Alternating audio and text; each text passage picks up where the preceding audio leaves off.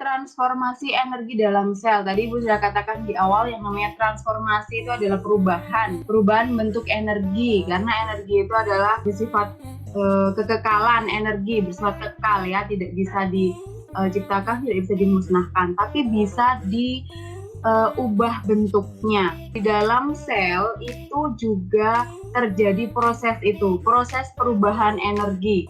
Dari mana? Dari sumber energi ke bentuk energi lain. Kemudian di tumbuhan pun juga terjadi seperti itu. Nah, yang akan kita pelajari lebih lanjut itu yang di bagian tumbuhan. Karena transformasi energi yang dalam tanaman itu hubungannya dengan proses fotosintesis. Maka Ibu akan awali dulu dari yang namanya pembagian jenis makhluk hidup berdasarkan kemampuan membuat makanannya sendiri. Itu dibagi menjadi dua. Namanya istilahnya adalah makhluk heterotrof dan juga makhluk autotrof. Heterotrof itu adalah makhluk hidup yang tidak mampu atau tidak bisa menghasilkan makanannya sendiri. Jadi energinya itu diperoleh dari sumber energi yang diperoleh dari makhluk hidup lain atau dari luar tubuh gitu ya. Contohnya adalah hewan dan manusia. Hewan dan manusia nggak bisa kan membuat makanan dari dalam tubuhnya sendiri. Kita kan nggak bisa. Kita kalau mau beraktivitas butuh energi, sumber energinya pasti dari makanan atau minuman yang kita konsumsi. Begitu juga dengan hewan, tidak bisa menghasilkan makanannya dari dalam tubuh sendiri. Nah, itu disebutnya makhluk heterotrof. Nah, ada yang kedua yaitu makhluk autotrof. Auto ya, bisa sendiri dengan kemampuan sendirinya itu bisa menghasilkan makanan. Siapa ini? Ini adalah tumbuhan. Oke ya. Nah, kalau yang autotrof ini tumbuhan ini sumber energinya adalah dari energi matahari ya, sinar matahari, energi cahaya. Oke, melalui proses fotosintesis. Nah, pada makhluk heterotrof maupun autotrof terjadi proses transformasi energi atau perubahan bentuk energi yang terjadinya di bagian mana? Di bagian tumbuhan tuh bagian mananya, hewan tuh bagian mananya, manusia tuh di bagian mananya, yaitu di dalam sel. Nah, di sebelumnya kita sudah belajar yang namanya organisasi kehidupan. Kita sudah belajar dari sel sampai sistem organ yang membentuk satu organisme utuh. Maka kita akan lihat lagi sel itu bagiannya apa saja yang berkaitan dengan proses transformasi energi. Gitu ya, kita akan lihat satu-satu. Jadi di makhluk heterotrof di sini Ibu gambarkan dengan citah yang sedang berlari. Kemudian ada tumbuhan, itu semuanya terjadi proses transformasi energi. Kita masuk ke yang transformasi energi oleh klorofil dalam proses fotosintesis. Ya. Jadi tadi tumbuhan dikatakan sebagai makhluk autotrof, bisa menghasilkan makanan sendiri karena dia punya zat yang namanya zat hijau daun yang disebut dengan klorofil, itu yang bisa menangkap tadi sumber energinya adalah dari energi matahari. Gitu ya. Jadi klorofil inilah yang berperan penting dalam proses fotosintesis. Nah, kita akan lihat. Kita mulai dari yang organnya dulu. Proses fotosintesis ini terjadi pada organ daun pada tumbuhan. Ya. Nah, di bagian organ daun ini pasti kan tersusun dari jaringan-jaringan. Ya, ada jaringan epidermis pun ada epidermis atas, ada epidermis bawah. Kemudian ada jaringan yang namanya jaringan dasar atau jaringan mesofil. Khusus tempat fotosintesis ini terjadinya adalah di jaringan mesofil ya, atau jaringan dasar ya. Nah, di jaringan dasar ini sebenarnya masih dibagi menjadi dua lagi. Ada jaringan tiang atau palisade dan juga jaringan spons atau bunga karang. Ya, jadi di jaringan dasar masih ada dua bagian. yaitu jaringan tiang yang bentuknya itu memang rapat, begitu selnya ya, tersusun dari sel-sel yang bentuknya seperti tiang dan tersusun rapat. Nah, kalau digambarkan yang ini. Nah, ini adalah jaringan palisade, dan juga di bawahnya itu ada jaringan yang memang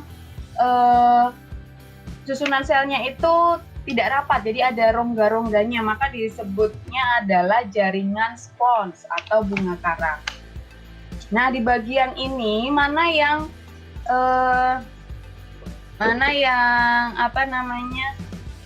yang paling banyak terjadi proses fotosintesis? Nah, itu di jaringan tiang atau palisade, karena di sini banyak terdapat organel sel yang namanya adalah kloroplas. Ya, teman-teman ya, ingat ya, itu sudah pasti dijelaskan di materi bab sebelumnya. Itu ada organel sel kloroplas namanya yang terdapat di tumbuhan, di bagian daun, di bagian jaringan dasar, dan paling banyak terdapat di jaringan tiang atau palisade. Nah, kloroplas, klorofilnya di mana, Bu? Nah, klorofilnya di mana? Klorofilnya itu nanti ya di bagian dalam kloroplasnya. Nah, kita lihat di sini ya. Ini ya. Ini adalah kloroplas. Nah, kloroplas itu juga masih terdiri dari beberapa bagian.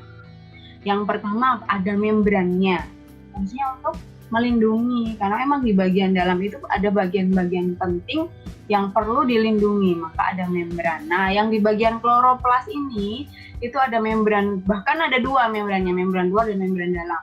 Selain melindungi juga pasti akan punya fungsi yang lain. Kita akan fokus ke proses fotosintesisnya. Nah, di mana tadi ya? Nah, teman-teman, di dalam kloroplas itu ada yang namanya bagian grana dan juga stroma. Nah, kemudian bagian grana ini tersusun dari yang namanya tilakoid, ya, yang bertumpuk membentuk grana.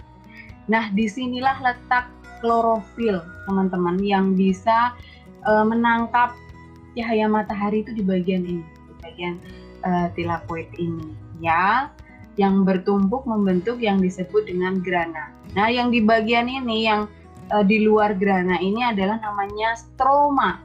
Nah, kemudian, di sini ada apa namanya? Ada keterangan reaksi terang dan reaksi gelap. Nah, memang ya teman-teman ya, dalam proses fotosintesis itu dibagi menjadi dua reaksi. Ada reaksi terang dan juga reaksi gelap. Ya, kenapa dikatakan reaksi terang dan reaksi gelap? Reaksi terang itu dikatakan dinamakan reaksi terang ya karena kita memanfaatkan tadi sumber energinya dari sinar matahari.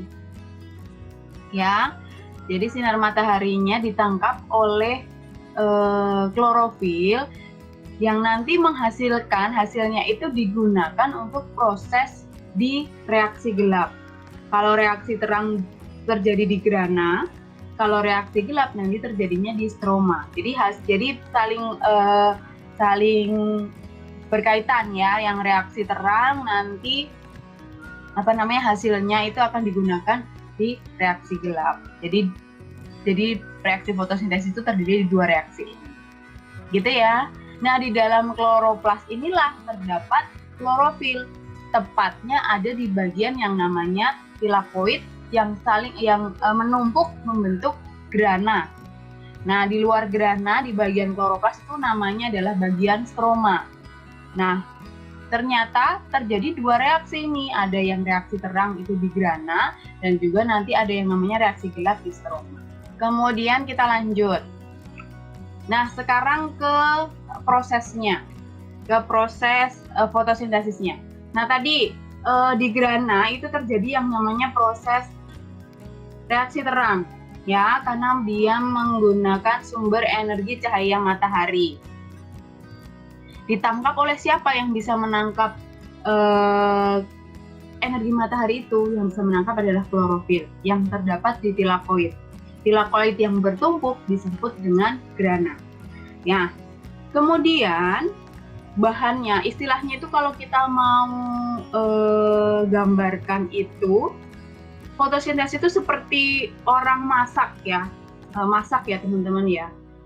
Jadi butuh bahan dan nanti menghasilkan makanan begitu. Nah, Kemudian butuh kompor juga kan, butuh yang sumber energinya yang nanti bisa matengin itu bahan kan. Nah, bisa diilustrasikan begitu. Nah, kalau di fotosintesis itu bahannya apa?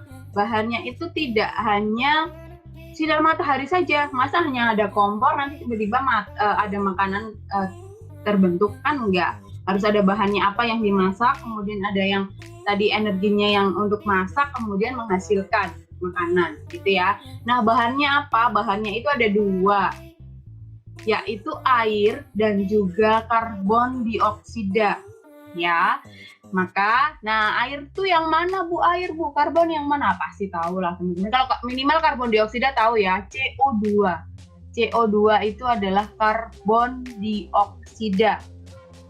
Oke ya. Kemudian air itu ini teman-teman, H2O. Ya, ini kita sambil nyicil belajar yang namanya rumus senyawa. Ya, ingat CO2 itu adalah karbon dioksida, H2O adalah air. Ya, maka bahannya adalah ini yang mau dimasak tuh ini. Kemudian tadi kompornya atau sumber energinya itu dari matahari. Nah, menghasilkan apa? Nah, dua bahan ini digunakan dalam dua proses yang berbeda. Kalau yang air itu digunakan di reaksi terang, yang di gerhana itu nanti akan menghasilkan yang namanya ATP. Waduh, apalagi itu Bu, ada ATP, ada NADPH, itu apa ya? Nah, nanti kita lihat ya. Nah, dan juga begitu ya, begini ya teman-teman, air, kemudian tadi yang di reaksi terang itu menghasilkan O2 dan ATP dan juga NADPH. Nah, kenapa Ibu katakan ini sederhana? Karena proses yang perubahan air menjadi oksigen dan ATP dan NADPH ini belum kita pelajari. Di situ masih banyak proses yang terjadi. Ya, setiap siklus ada apa namanya? Proses-prosesnya. Kenapa yang H2O itu terpecah menjadi O2 dan juga ATP, NADPH. Itu masih ada proses yang terjadi di sini. Tapi Ibu singkat. Itu mungkin nanti akan dipelajari mungkin di kelas 8 atau nanti Ibu katakan di jenjang yang selanjutnya di SMA. Gitu ya. Maka sekarang yang teman-teman perlu tahu adalah proses H2O ini atau air ini digunakan dalam reaksi terang menghasilkan O2 atau oksigen dan juga ATP dan NADPH. Ya. Begitu ya, teman-teman ya. Itu sampai di sini kalian harus tahu. Nah, ATP itu apa, Bu? ATP ini adalah energi. Ya, jadi makhluk hidup itu bisa memanfaatkan energi itu dalam bentuk energi kimia itu bisanya hanya jika dalam bentuk ATP ini. Ya. Apa sih Bu ATP itu sebenarnya kepanjangannya? Boleh kalau mau tahu itu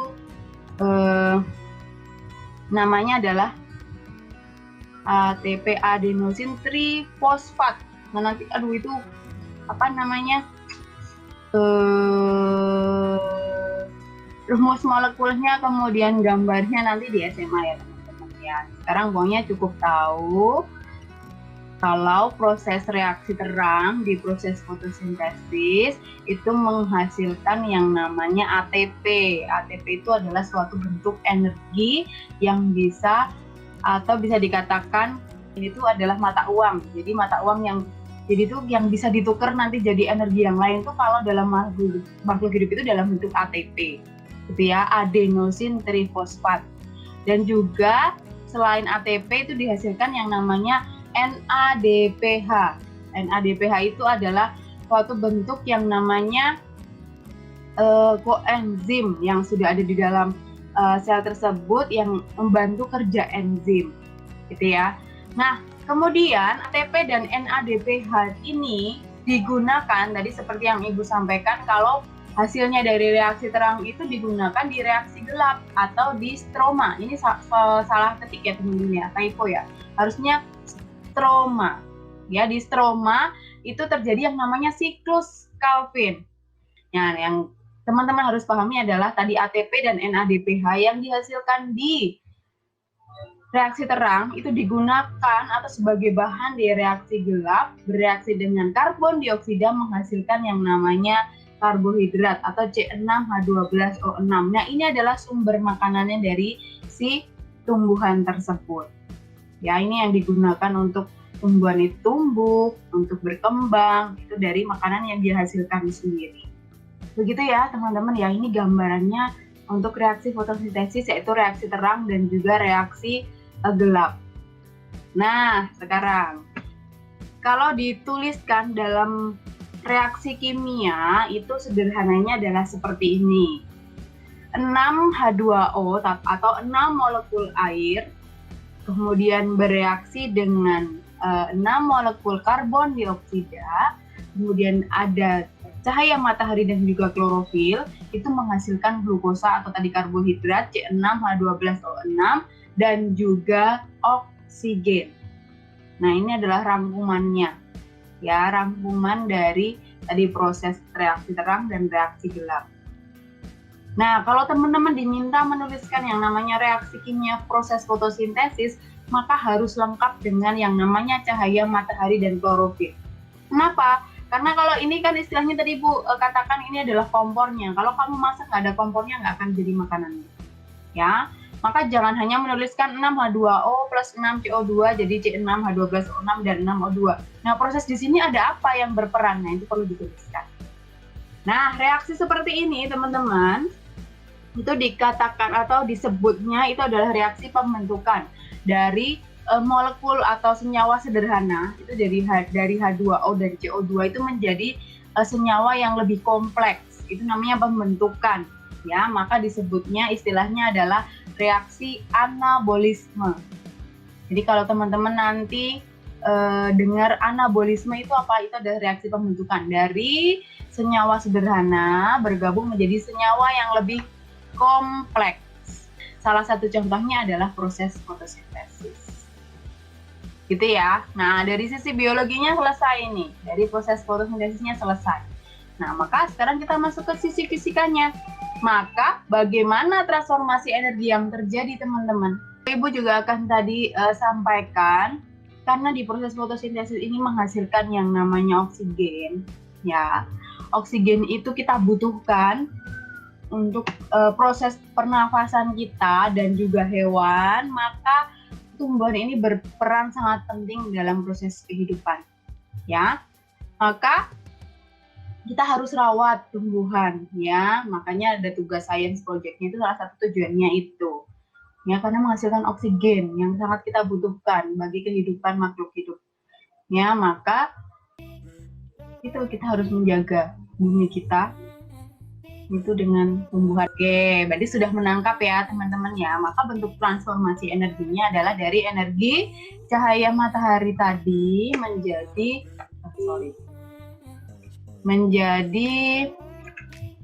energi kimia. Oke, tapi kalau nanti energi kimianya itu yang tadi C6H12O6-nya yang terkandung di situ itu digunakan tanaman untuk tumbuh, jangan dibayangkan kalau tanaman itu nggak bisa gerak ya teman-teman ya. Nanti ada gerak tumbuhan di kelas 8 akan dipelajari. Maka energi kimia tadi yang dalam C6H12O6 tadi digunakan untuk tumbuh juga. Maka energinya adalah energi gerak. Atau bisa kalau memang kalau ditanya ya memang dari energi cahaya ke energi kimia. Tapi nanti kalau sudah ditanya secara detailnya, energi kimianya digunakan untuk apa? Oh, untuk tumbuh, bisa tambah tinggi batangnya, daunnya tambah lebar, untuk tumbuh dan berkembang gitu ya. Nanti ada bunga. Nah, maka lebih lengkap lagi menjadi energi gerak gitu.